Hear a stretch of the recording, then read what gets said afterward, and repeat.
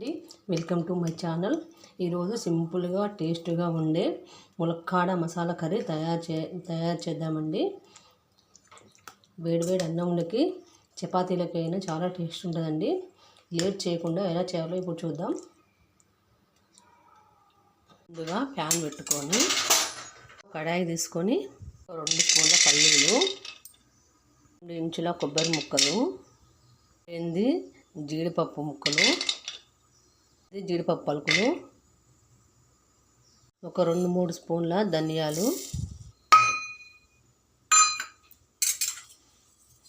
ఇవన్నీ వేసి స్టవ్ స్లిమ్లో పెట్టి మాడకుండా దోరగా వేయించుకోవాలి.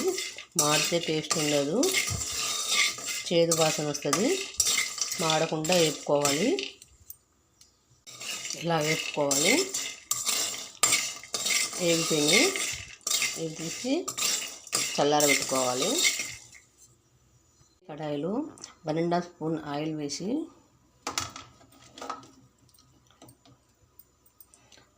ఒక 4 ములక్కాయలు ఇలా కట్ చేసుకొని శుభ్రంగా కడిగి పక్కన పెట్టుకోవాలి.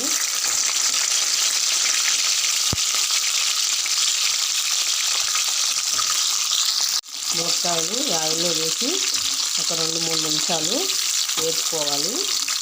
ఇలా వేపుకోవడం వల్ల కర్రీ టేస్ట్ బాగుంటుంది. ఇందులో కొద్దిగా సాల్ట్, కొంచెం పసుపు వేసి ఒక 2 నిమిషాలు వేపుకోవాలి. ఈ ములక్కాయలు వేసి ఇప్పుడు పక్కన పెట్టుకోవాలి.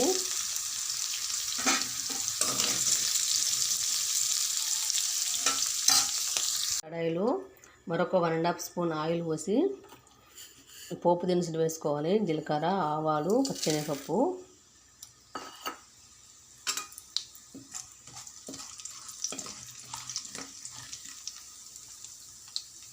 ఇప్పుడు ఒక 4 పచ్చిమిరపకాయ చీలికలు ఇలా వేసుకోవాలి కట్ చేసి.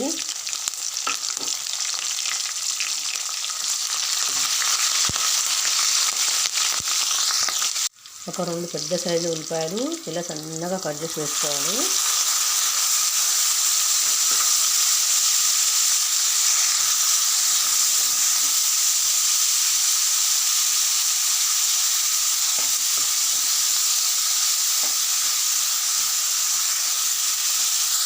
అయితే అంత సన్నగా కట్ చేసుకోవాలి. కొంచెం కలర్ మారేదాకా ఉల్లిపాయలు ఫ్రై చేసుకోవాలి. ఇప్పుడు ఒక స్పూన్ అల్లం వెల్లిపాయ పేస్ట్ వేసుకోవాలి.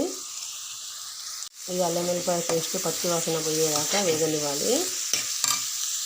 ముక్కలు ఇలా మగ్గినాక ఒక 2 రెమ్మల కరివేపాకు వేసుకోవాలి.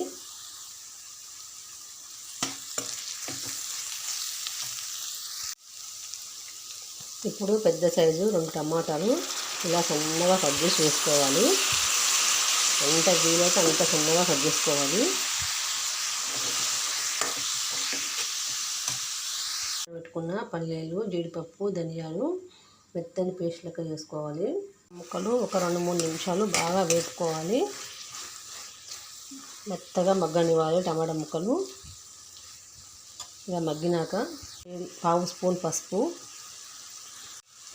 2 స్పూన్ల కారం,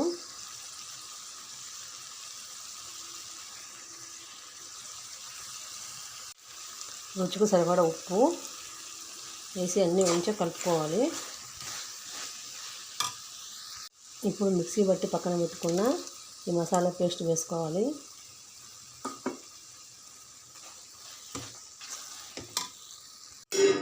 ఇప్పుడు ఈ ములక్కాయ ముక్కలు కూడా వేసుకోవాలి.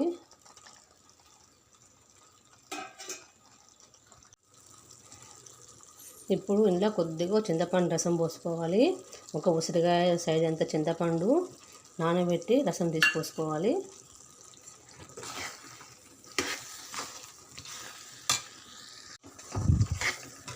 ములక్కాయ ముక్కలు వేసినాక అంతా మంచిగా బాగా కలుపుకొని ఇప్పుడు 1 కప్పు వాటర్ పోయాలి. వాటర్ పోసి అంతా మంచిగా కలుపుకొని మూత పెట్టి స్టవ్ స్లిమ్లో పెట్టి ఆయిల్ పైకి తేలేంత వరకు ఉడకనివ్వాలి. ఇలా ఆయిల్ పైకి తేలినాక కొద్దిగా గరం మసాలా వేసుకోవాలి.